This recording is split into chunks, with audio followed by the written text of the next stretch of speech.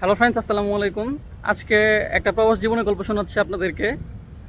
আজকে হচ্ছে জুন মাসের 2 তারিখ। পুরা ইতালিতে হচ্ছে আজকে ফেস্তা বা হলিডে। তবে একটা জিনিস ভেবে দেখেন যে প্রবাস জীবনটা কেমন। আজকে ছুটির দিন, পুরা ইতালিতে ছুটি, তারপর হচ্ছে আমার কাজ করতে হচ্ছে। এই যে কাজে চলে আসছি, এটা হচ্ছে শিপ। আমি হচ্ছে এখন শিপে কাজ করি। তো এই যে ছুটির দিনে, যেখানে আপনার পুরা ইতালির লোক কাজ করবে না, কিন্তু আমার কাজ করতে হচ্ছে। এটা হচ্ছে প্রবাস জীবন। বলার কিছু নাই।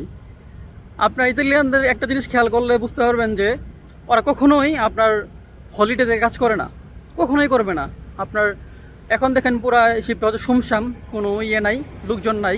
তার কারণ হচ্ছে আপনার পুরা ইতালিতে যারা ইতালিয়ান এরা কখনো কাজ করবে না, কারণ আজকে ছুটির দিন, কখনোই করবে না এরা।